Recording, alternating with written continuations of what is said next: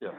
We'll work on it in the meantime. Madam Chair, Should we? Okay, we'll start. So, good afternoon. Today is February the 15th, 2022, and it is 1:04 p.m.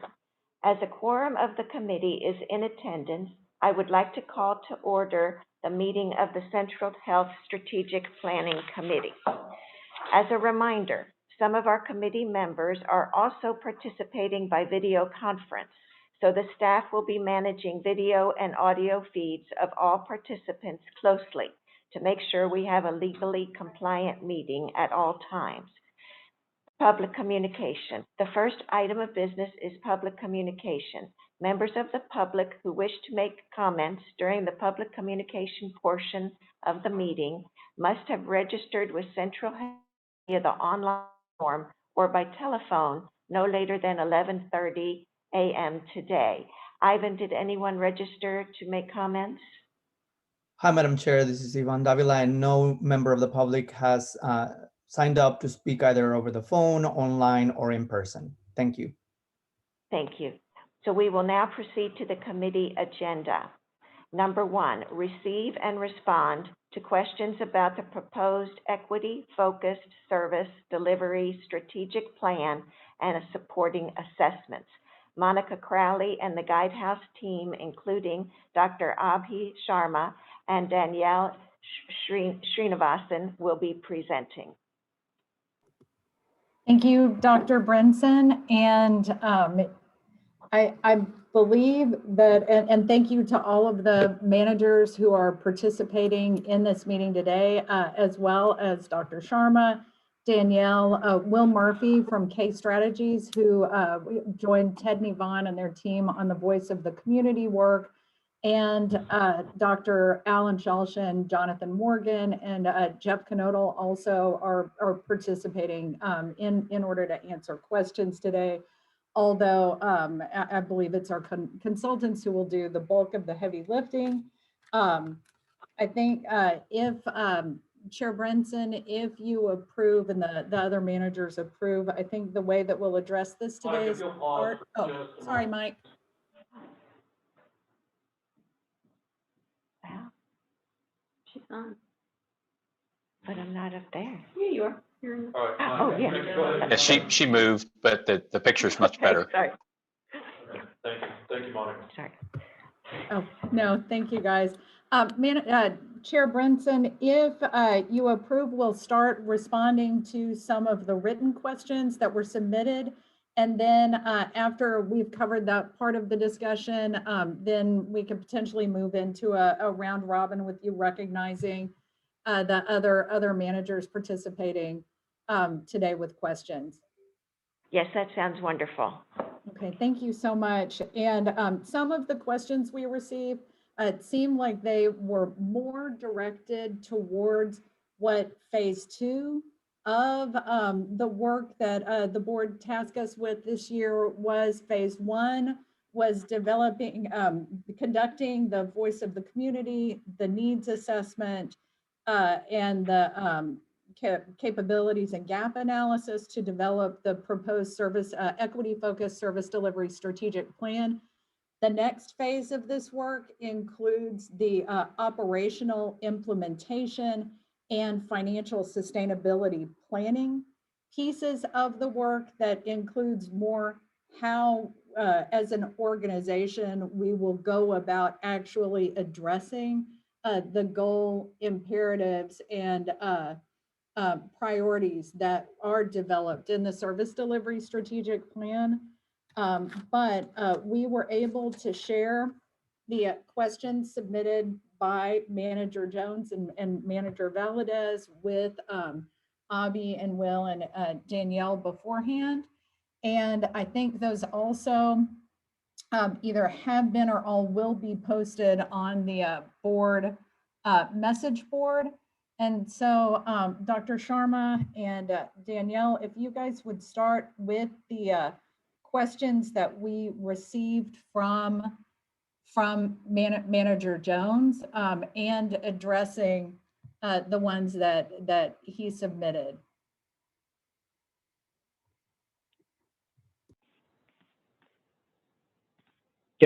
We can do that, Monica. Can everybody hear me? Perfect. Yes. Thanks. All right, so do we want to pull up the questions on screen, or is everybody fine with me reading those questions and then we can go one by one and answer them?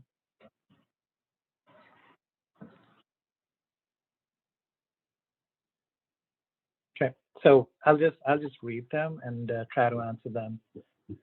The first question was, given the gentrification data impact in Central, East, Northeast, and Southeast Austin, do you have any recommendations to the board on specific strategies for location of future facilities, mobile clinics, or drop-by clinics in the eastern crescent of Travis County? So, like Monica mentioned, this phase of our work was focused on the what. What do we need? What's the scale and scope of what we need? And what would come after this would be the how we actually go ahead and meet those needs. Now, the question here specifically asks for specific strategies for location of future facilities. I can talk about how we have done these assessments and how we've made these recommendations for other clients, but we are not there yet. That would be covered in an upcoming phase of work. So typically we use 3 criteria to identify where facilities are located. The first one is demographics, which is what is the concentration of populations who would be benefiting from that facility across the geography that we are serving. So that's number 1. Number 2 is the geographic and physical accessibility of those locations.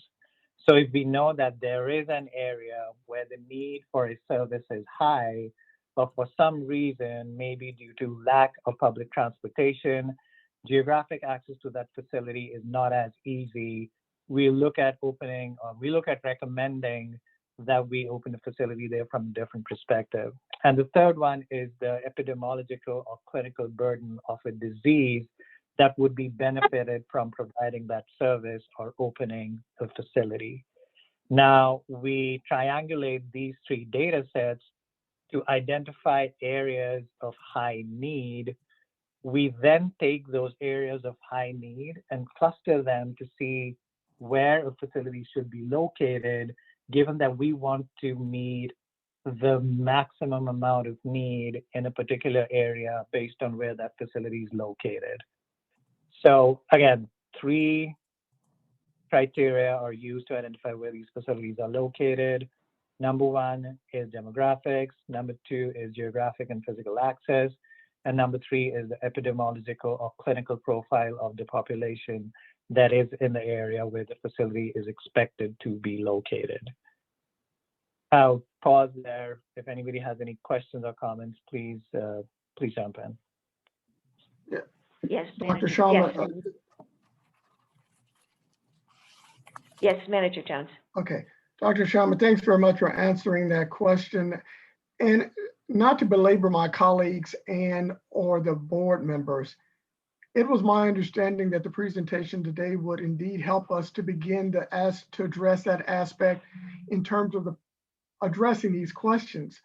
So if we're not going to talk about the planning aspect as far as operational, what is the outcome of today's questioning that we're trying to get? Because I thought that we had spent the last few meetings addressing some of those aspects, and that's the purpose of this meeting, was to provide questions to address part 2. Yes, that's correct, Manager Jones, but there were still board members who had questions about some of the strategies from the past. It's just more sort of background. Yes, Manager Bell. I'd also like to say, Manager Jones, that this meeting is the build-up to accepting the plan.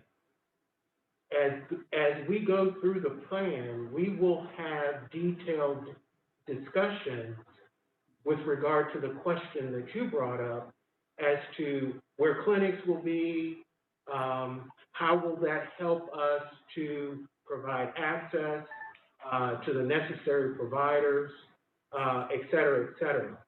But what we want here is for individuals to feel comfortable enough with the plan. They understand it. They understand what issues we're looking at so that we can adopt this at our board meeting and then go forward from there.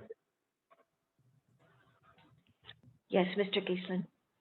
And to add some additional context to this as well, the board, through this committee, has seen multiple presentations, and obviously one building on the other and informing the other, but also informing any questions. And so having this opportunity to go back and to take into account the prior presentations that's been seen, now that you had the opportunity to review all of these, and then of course having the Guidehouse team and on hand, as well as other subject matter experts internally that assisted, was an opportunity to come back and tie all this together through the questions with the benefit of the hindsight of the past presentations. Thank you. Yes. Yes, sir. Well, having said that, I ask that you proceed on with the other questions but it was my understanding we're going to use this as an opportunity to start talking about strategies. Some of my other questions speak to areas other than strategy. So if you would proceed, I appreciate it, Dr. Sharma. I'm sorry for the confusion. I just want to make sure I understand what the expectation of this meeting was. So thank you. Madam Chair, can I touch on Yes, a little sir. bit of work we're doing now and just some work that we're planning to bring to the Board of Managers? It may answer some of Manager Jones's questions. Thank you. Yes. Okay. Good afternoon, everybody. Manager Jones, just want to thank the Board of Managers for the advocacy for the work that's up and coming in the Eastern Crescent. So Hornsby Bend, Dell Valley, Chalmers, and an expanded Pflugerville, all of which should be up and running hopefully next year. Will bring services for general health, mental health, Class A pharmacy, Class D pharmacy, telehealth, same day, and expanded access. I think, which were some of your direct questions. Some of the initiatives that we haven't yet brought to your attention, but we're excited to present in the upcoming weeks are specialty access, touching on the needs both in the Central Corridor and in East Austin, and as was denoted by the Guidehouse presentation, of critical or significant need within our population. And so we look forward to the future upcoming meetings in which we can share some of this information with you. And I think we will move towards meeting some of these needs moving forward. Thank you. Thank you, Dr. Shawsha. So should we move forward with the remaining questions? Yes. Yes, if you would, I'd like for at least the other board members and others to see at least my way of thinking in terms of how this could be beneficial. Don't have to spend a lot of time on them, but I think it'd be helpful for them to hear it. Okay. So Dr. Sharma, do you want to read the next question or move? Yep. I'm happy to. So we got 4 questions. Question number 2 was, the current model of our healthcare district is not among the leading models outlined in your presentation. Those other models include owning and operating their specific clinics and hospitals. With a growing number of eligible patients in our community, the increasing population of Travis County, and some of the challenges we have faced with our current funding model versus service operations models, do you have any input as to suggestions we as a board should take under advisement regarding the best model for our community? Danielle, you want to take that?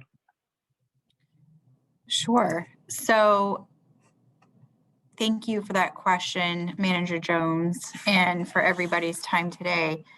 So I think, just starting off, this work was done in a very holistic way where we found that it's not one solution that's going to fit all, but really working across the partners and available resources that are available to serve the safety net across Travis County. So how do we really leverage those available assets and resources to achieve our goals here?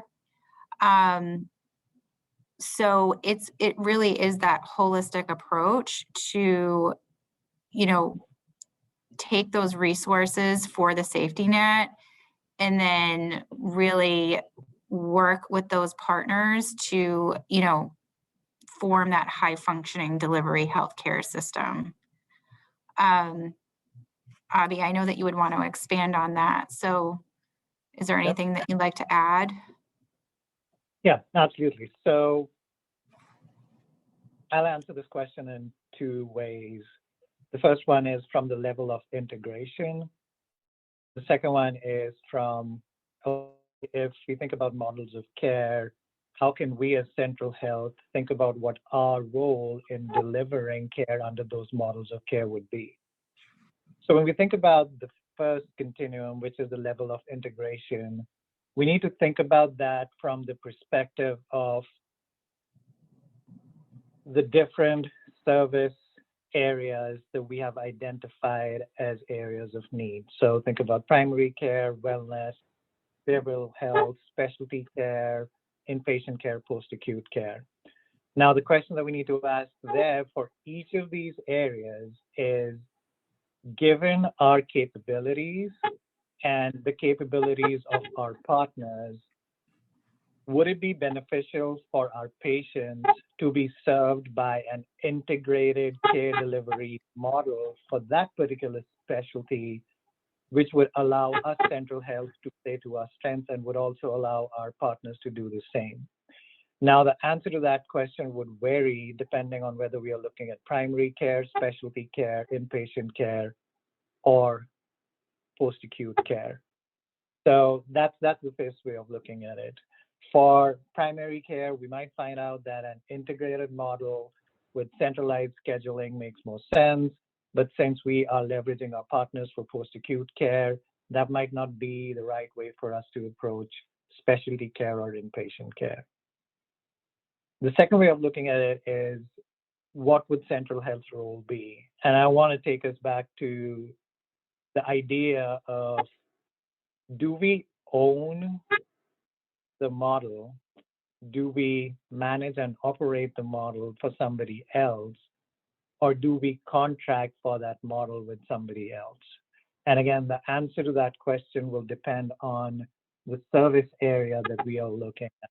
If we think about primary care, the sheer volume of employees, physicians, administrative staff that is required to stand up an integrated primary care model might be so big that it might make sense for us to contract for that. But if we think about specialty care, we might find out that if we open a multi-specialty clinic and own physicians as our employees, we will get the best use of our finances while also providing access to patients across the county. We might find out that owning that piece of the care continuum makes more sense to us. So again, we need to think about how we evaluate these different specialties to actually come to consensus on what model suits our needs the best. But again, it's not a monolith. It'll not be one model like Danielle said. It would be a hybrid model that leverages our capabilities to meet the needs of patients along those different service areas. I know this was a technical answer, but I want to make sure that we also talk about some of the how this would be done in the future. Thanks very much, Dr. Shawsha. Just a caveat to that question. So in Harris County and in Tarrant County, are we saying that those models do incorporate all three of those scenarios you're talking about under their rubric? Given that they, well, at least in Harris County, the one I'm most familiar with, owns its hospitals and its clinics and operates them for the most part in a organized format. And so we have a hybrid system. Well, we basically have a different kind of system here. And so answering those questions, I understand, is correct. I would agree with you, but I'm just saying is that at some point, now that we've been at this almost 12, 15 years, we should be at a point that we should be able to answer those questions, and hopefully we'll be able to do this through this process, is what I was thinking about one of the outcomes would be. Absolutely, Manager Jones. Right now, like I mentioned, we are at the what, but in the next phase, we will be getting to the answers that you are seeking right now. So what models can be applied to these different service areas to actually meet the needs of our population? And like you very well mentioned, it'll not be one model, it'll be a hybrid system, because for some of these clinical areas, an integrated model that we own might make more sense, right? So again, those questions would be answered in the next phase, which would be how do we actually execute on the strategies that we would come to consensus on after the phase that we are in. Does that help, Manager Jones? Yes, thanks very much. I appreciate it. Absolutely, absolutely. And that was a great question. Thanks for asking that.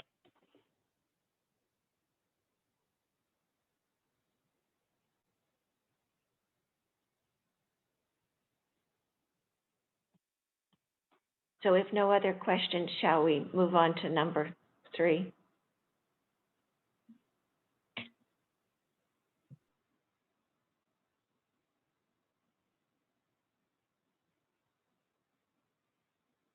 Okay. So question number 3 on our screen is, can you help us understand why Harris counties and other counties have a lower threshold of eligibility than Travis County? Could it be the volume of the population, cost of service, etc.? Just inquiring as to why this may be. So a lot of this, at least for Harris County, where we have done work in the past, comes from strategic decisions that are made by management to ensure that they are using funds most effectively. Now, for Harris County, I know that the 150% FPL limit was driven through strategic decision-making that was based on what would be the size of the population that could benefit the most from our services, and how could we tie that to a threshold that the federal government uses so that we could then use that to drive more federal funding or state funding. So it was primarily strategic, but there was this component of policy embedded underneath it, and that's how Harris County focused on 150% of their of FPL as their target population. And Manager Jones, I can share some articles with you that go into the details of why it's 150% versus 200%, if that would be helpful, if you think that would help you. Yes, very much. If you would, offline, I'd certainly appreciate that. Just one question. Can you just quickly talk about the other counties, Bear and Dallas particularly, in terms of threshold? Do you know that offhand, or? So we can get back to you with those numbers. I personally worked with Harris County, so I know those numbers top of my mind, and I also know how they got to those numbers. But if you want information on other counties, we can definitely get you that after this call, Manager Jones. Thanks very much. I appreciate that. Send it to me offline. Thank you. Yeah. And I think Manager Musaitis has a question. Monica. Oh, Monica. I'm sorry. Monica had a response. Oh, okay, Monica had a response. Thank you, Chair Brunson and Chair Bell and Manager Musaitif. Yeah, I just wanted to ask Dr. Sharma and Danielle also, in thinking about some of the key differences between Central Health and our model and Dallas, Harris, and Bayer, how would actually having a public entity model, large federally qualified health center, and not that is a a key component financial entity partner of Central Health, and not actually owning and operating a hospital, potentially, and the FQHC requirement to serve everyone up to 200% of the federal poverty level, impact those calculations. I am not sure. I know that there are clinics that are operated by Harris Health, by UHS in San Antonio, and by Parkland in Dallas, but I don't believe that any of those organizations operate and as large of a federally qualified health center system as we do at community care, and how might that also impact the population that we're serving here in Travis County, Dr. Sharma? So for Harris County, I don't think they own FQHCs, and that is one of the reasons why they are strategically able to focus on 150% and below. I think for systems that have FQHCs, I think they have to cover more than 150%, and Harris County just gets excluded because they don't. And yeah, was there another question that you had, Monica? Did I answer your question? Okay.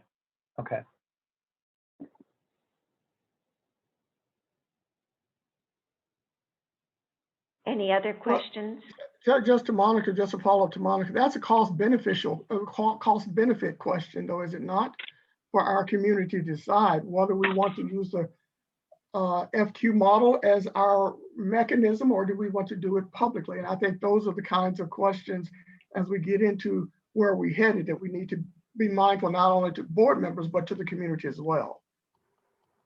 Thank you so much, Manager Jones. And I could not agree with you anymore. I think absolutely when you, as a board, tasked us as part of the key strategic priorities that you wanted the organization to address this year, having us do the needs assessment, capacity analysis, community engagement work to develop a strategic plan for the board to adopt, that then tasks us to go into the actual operational implementation that includes looking and financial sustainability, that looks at having those kind of cost benefit discussions with you as the board, with the community, with other stakeholders, so that we can determine how do we sequence out the different pieces of truly having a mature hospital district comprehensive solution for the folks that we serve. I think that is really important work that we are all eager to start when we have the direction of kind of the high level service delivery strategic priorities from you guys as a board. Okay, thanks very much. I appreciate it. I agree with you wholeheartedly. And then the last question posed here.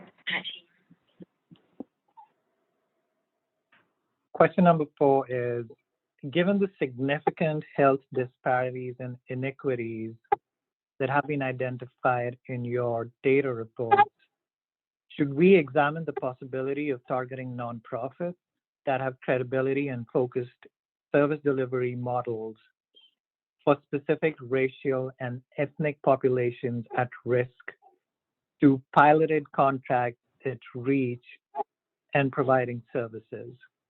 These services would be from a cultural and reflective approach to improving health outcomes in specific areas and populations in our county. I am interested in your thoughts. So the way I think about, again, this is a great question, and we've seen a lot of safety net systems and public health systems leverage nonprofits to A, bolster their penetration into hard to reach populations, B, to make sure that the continuum of care is maintained because these organizations are often more equipped to keep in touch and stay in touch with the population, and C, to augment some of the navigation and care coordination related activities that surround care delivery.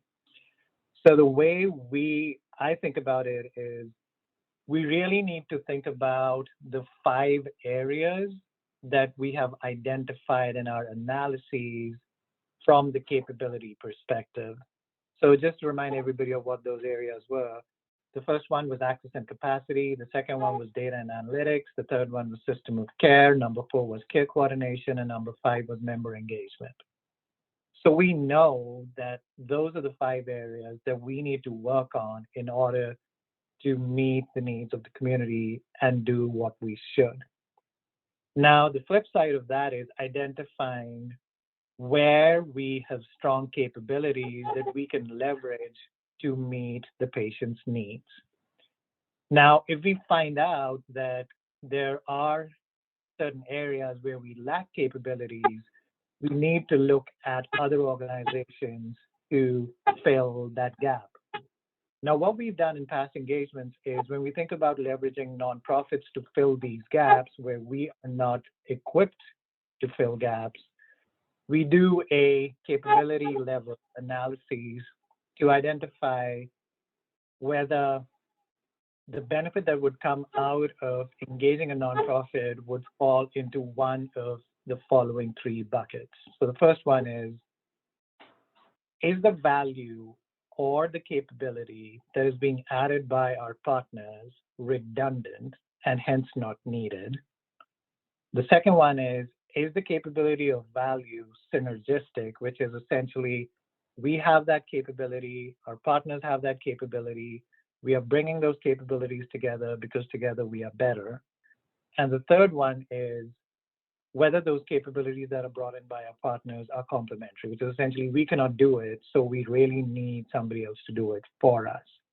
Now, depending on the nonprofits that are being referenced in this question, we should go in and identify where these nonprofits fall on that continuum of the capability being redundant, a capability being synergistic, a capability being complementary, and then think about how we want to engage with them. I would preface this by saying that when it comes to core care delivery, hiring physicians, running clinics, contracting with physicians to run clinics, that should be done in an integrated manner where central health plays an active role in not only enabling the provision of the services, but also coordinating services. But if you think about things like care coordination, member engagement, those are the things that are generally more amenable for a nonprofit to help systems with. And again, it goes back to the point of using our capabilities to do what we do best and pulling in other partners to leverage their capabilities so that they can help us with what they do best. I'll stop there and take further questions or comments. Danielle, anything to add to that?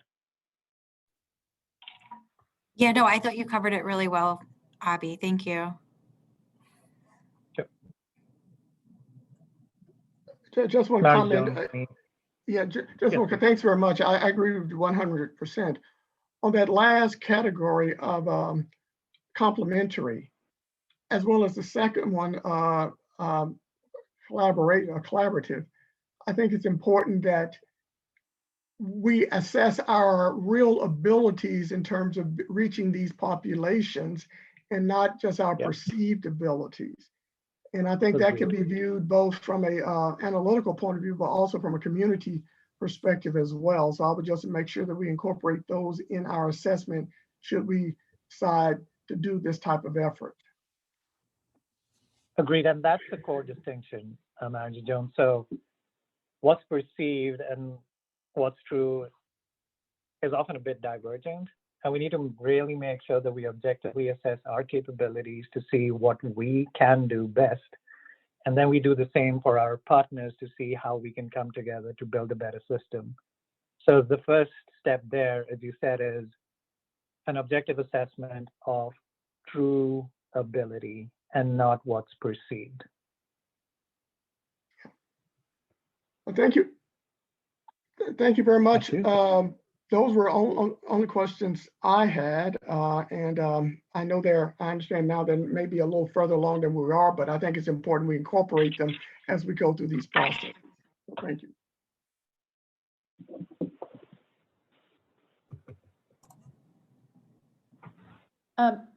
I think we also received additional questions. So thank you so much, Manager Jones, for being thoughtful and submitting those questions for this process and for your participation in this committee and our other work. We also received questions from Manager Valadez that we don't have handily accessed right now. But Dr. Sharma and Danielle have reviewed them, and they have been emailed to all of the managers and are posted on the Central Health Board.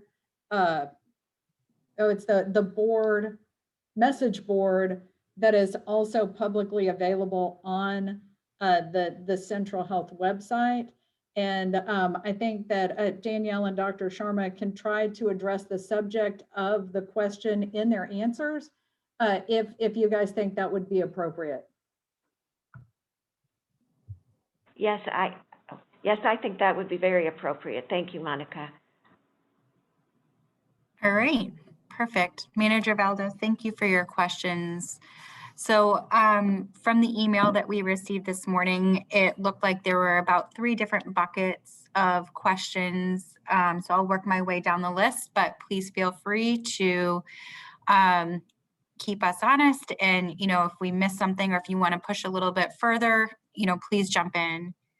But the first question was related to, really understanding what those local needs are at, those neighborhood levels. So really recognizing that while a large portion of need is concentrated in the I-35 corridor, also recognizing with a emphasis on recognizing that there are needs across Travis County that need to be addressed outside of the I-35 corridor. So in response to that, we absolutely agree that there are needs across Travis County. So just kind of backing up on the journey that we went on together, as, partners to complete this work. To even begin with looking at what those needs were, as part of the community health needs assessment, and then even the drill down on the voice of the community work, we divided Travis County into 14 planning and assessment regions to understand what those local needs are. So we had those 3 broad focus areas to speak at, macro trends in Travis County. So across West Travis County, I-35 corridor, and then Eastern Travis County. But almost all of the work was really focused on that micro neighborhood level to really understand what those local needs are. When we developed those planning and assessment region definitions, a lot of work was done at the census tract level to really understand traffic patterns, to understand what the local demographics were, to look at transportation access, income levels, et cetera. So there were a multitude of factors that really influenced how those definitions were created. And then those were used for planning purposes, but essentially in that community health needs assessment report, that's, I think, probably about 150 pages. We've included analyses at each of those levels so that we can identify what those needs are, because we absolutely agree. The safety net community, we can't expect them to drive long distances to get their care, and we're trying to meet them where they are needing their care. So the CHNA, as well as that voice of the community work, really did that drill down at that local level to really understand what those needs are, and then to help us develop strategies that will position us to meet those needs locally. I'm going to pause there, Manager Valdez, to see if you have any questions or any other comments from anybody else regarding that question. Yes, Mr. Giesland. The members, due to an unforeseen emergency, I don't know if she's logged on, but Manager Valdez is not likely to join, but nonetheless, I think it's important to have those questions out there to establish a record of the response so that you all can have that. In looking at a lot of those questions, if I may, Danielle, add to what you're saying, see, concur. A lot of this relates to establishing modalities, which we're working on now, we'll continue to work on, but as we transition into this new era, that modality piece, the how, if you will, is what was referenced earlier, that obviously keeps coming back to this board, so that, you know, either through the budget process or through the informational process, through this committee or the Eastern Travis County Subcommittee, so that you all can see, have deliberations around what those modalities might be. So a lot of this is to be determined. Thank you. Thank you. Yes. And Mike and Danielle, just to add to that, I think what that chart or map depicts is the clustering of needs. We are by no means saying that a facility should be located in that area. What we are saying is that the need for specific services is the highest here because of demographic and geographic clustering. Now, this is going to serve as an input to where facilities will be located. And like I stated when I was answering the first question, where facilities would be located would be based on the triangulation of 3 data sets, right? The first one is demographic clustering. The second is geographic access. And the third one is disease burden in a particular geography. So just wanted to make sure that we talk about this in terms of where the needs are and not in terms of where facilities should be located. Yes, Manager Jones? Yeah, I agree with Dr. Sharma there, exactly. But I also want to make sure that this is an integrative process, given that with fixed facilities and for planning purposes, they may be there now, but within 5 years from now, they may not be there. And what we're seeing here in Austin and Travis County, particularly with gentrification as the other, which goes back to my original question, is that we need to look at trends that are occurring in our community that are readily available to identify, so that as we look for planning 1, 2, 3 years out, that we can anticipate that this clustering along I-35 is not going to always be what it is here in Austin. And so we need to recognize these clusters are occurring in other parts of this county and not just along I-35. Completely agreed, Manager Jones.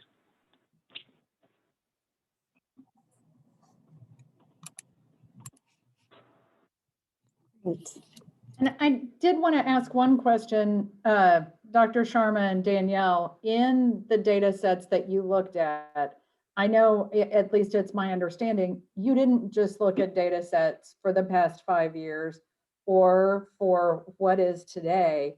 You are looking at projected needs a number of years out, at least 5 years out. And another, we are actually, in addition to that, we are continuing our demographic reporting cycle where, starting in March, we will be continuing our building on the community health needs assessment. We're going to be continuing our demographic reports looking. So we are kind of constantly building on these reports, looking out, but also in the work you did, Dr. Sharma and Danielle, did you look at projections for the future? Yes. So we have leveraged all work that has been completed to date, you know, all prior reports, deliverables, et cetera, in support of this, you know, very important, critical, mission-driven work. But as part of this, you know, it's really being, you know, forward thinking so that we can start thinking about what are those future needs and how do we position ourselves to meet those future needs of the safety net community across Travis County. So a lot of this work included projections. So, you know, 5 years and 10 years out to really study what are those future needs going to be. So not just looking at current state today, but looking into the future, and then how do we position ourselves to meet those future needs? If I may just interject to that point, is right now, within 5 years, we know 130 is a corridor that's rapidly developing. It goes through the hearts of eastern Travis County, and on the northern end, we're going to have Sampson and Williamson County, just outside of Travis. On the southern end, we have Sampson. We have Tesla. In the meantime, we're going to have others coming into that. So the dynamic of what's going on 5 or 10 years it's currently within our well of time frame. So I just think it's important as we look at the planning that we incorporate the dynamics of what's going on right now. Because in a few years from now, if we develop strategies based upon what we see just right now without the anticipation of what we're seeing, we will find ourselves behind the 8 ball again.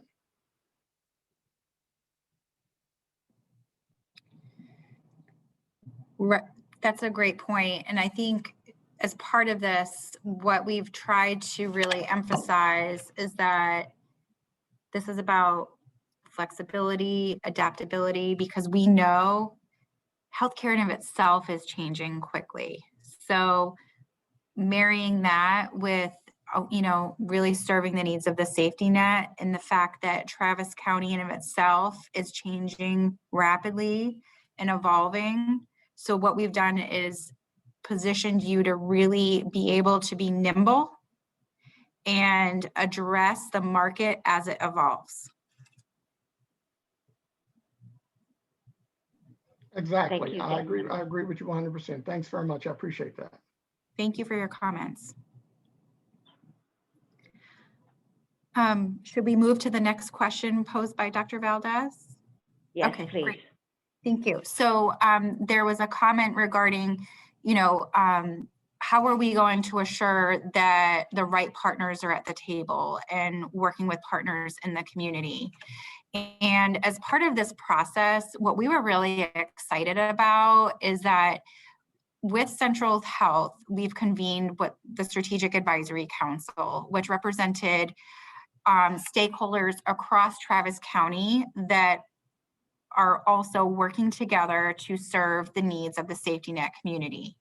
So through this Strategic Advisory Council, this is such an important vehicle because it provides a platform for these leaders who have been charged to meet the needs of the safety net community and work with others across the county to really develop solutions that meet their needs. So this is just the beginning. So these conversations began with this work and they're going to continue. So we're making sure that we know what these partners are doing and what their efforts are so that we can align these efforts and make sure that we're aligning the resources dedicated to the safety net community across Travis County by bringing these leaders together through the Strategic Advisory Council. Dr. Sharma, anything that you would like to add there?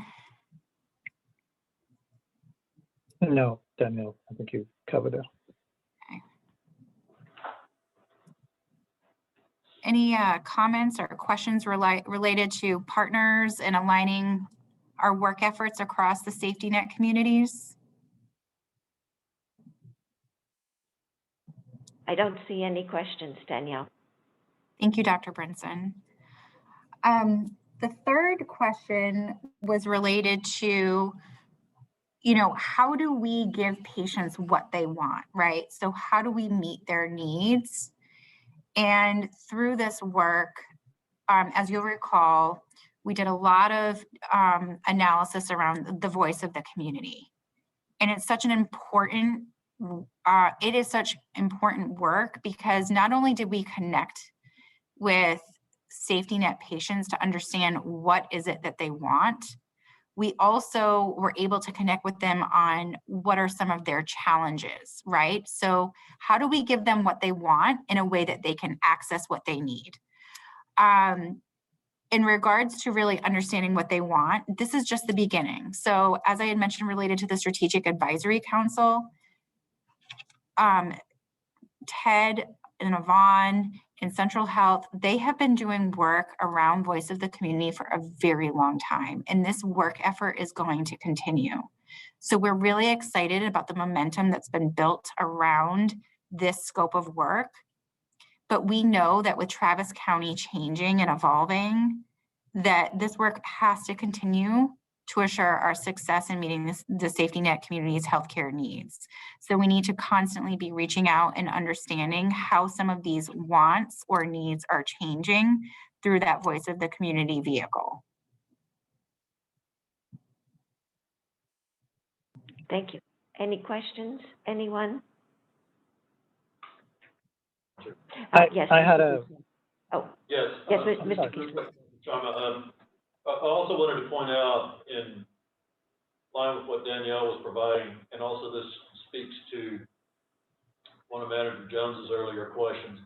On page 23 of the Voices of the Community report, about halfway down, it says enhance community connections. And this is a continuation, as Danielle pointed out, of the work that has been ongoing here at Central Health for the past number of years. But just briefly, increasing the number of relationships with faith-based organizations, community-serving organizations, advocates, and institutions will provide connections to educate communities on resources, programs, and healthy living. I will also state that is a two-way form of communication. Yes, it's a powerful form of building, or in some cases, rebuilding trust, but in making people aware and helping them connect with resources, but it's also a great two-way form of communication to test what it is that we're doing to make sure that it's consistent with patient needs. Thank you. Thank you. And Dr. Sharma, did you want to say something? Yes, please.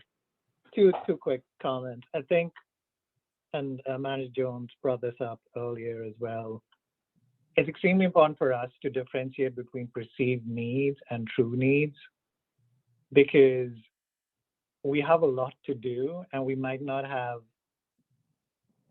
an equivalent amount of capital or resources to meet those needs. So the first thing that I want to stress here is, if we think about future strategy, we have to be extremely objective about peeling the onion and seeing what the true need is.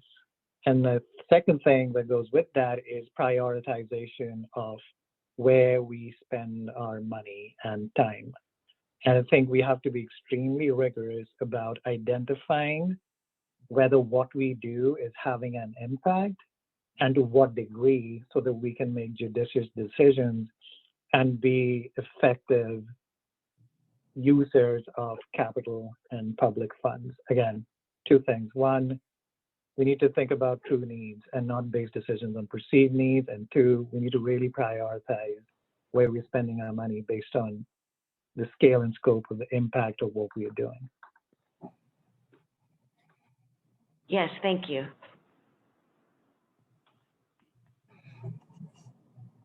Would anyone like to make any further comments, or do you all have more questions? Are we done? We will be done. Are we done with the questions? I believe we are. Yes, Manager Musa. Thank you. First of all, thank you all doing this work and all your due diligence. And I also want to thank the Physical Health Foundation for allowing us to do this work. Without their funding, we wouldn't have been able to do this work. And really thank you for what you're doing for our community and beyond. Now, I wholeheartedly support this plan. I just have a comment. Prior to this plan, we had a lot of work, ongoing work. How does that fit into this plan? Are we rebuilding? Are we going to take another look at existing work that we had? I hope that we are not reinventing the wheel as we move forward. So just wanted to see how this plan fits into the prior work that we've had. And definitely we want to allocate funding, as Dr. Sharma has mentioned, based on the priorities and critical needs. That is really my comment, and I look forward to supporting this and moving forward to our objectives and how we can execute this plan. Thank you. Thank you. And I think Mr. Giesland has a response. Yes, if I may kind of reverse the order of this, normally I'll yield to Guidehouse, but if you think about the work that has been ongoing in Central Health for a number of years, predates all of us, or quite a few of us that are in this meeting right now, and what we're doing today, it's all interconnected. And it's really taking what we've learned, what we've done, and taking it up to the next level. And what is unique about this is the first needs assessment of this type that we've done, focusing on our patient population, not just those enrolled, but those that could be MAP patients, for instance. So I think taking it to the next level is the way that I would describe this. It's not a reboot. It's not a 180. It's anything but those two characterizations. And talking about lessons learned, there's quite a bit that we're bringing forward that we know that we can build upon, but also our lessons learned that those are perhaps not tactical approaches that we would want to take in the future. So I'll provide those overarching comments, but then I'll step back and let Guidehouse more precisely answer the question. Thank you.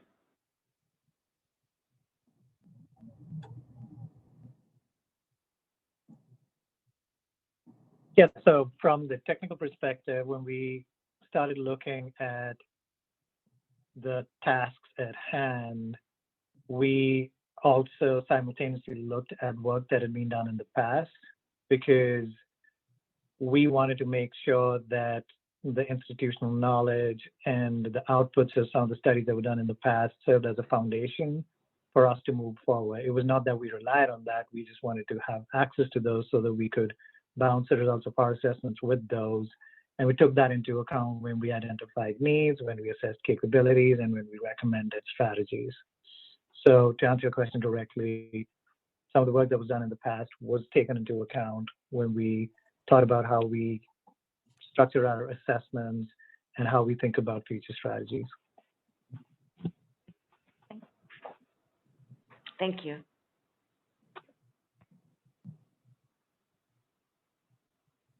And Danielle, is that the end of our questions?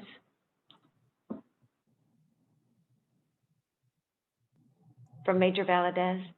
Yes, it is. That's it, okay. So would anyone else like to comment or have any further questions?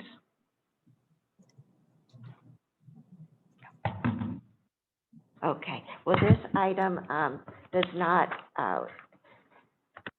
have no motion is necessary. So we can move to our second agenda item, which is to confirm the next Strategic Planning Committee meeting date, time, and location. Managers, our next Central Health Strategic Planning Committee meeting is tentatively scheduled on Wednesday, March the 9th, 2022 at 1 p.m. at the Central Health Administrative Offices, 1111 East Cesar Chavez, Austin, Texas, 78702. At this time, I am ready to accept a motion for adjournment. Dr. Yes. Motion to adjourn. Yes, Manager Musaita, yes, and Manager Bell. Thank you so much. Thank you so much, and we are finished with the meeting, and it is 2:04 p.m. Thank you. Thank you, members.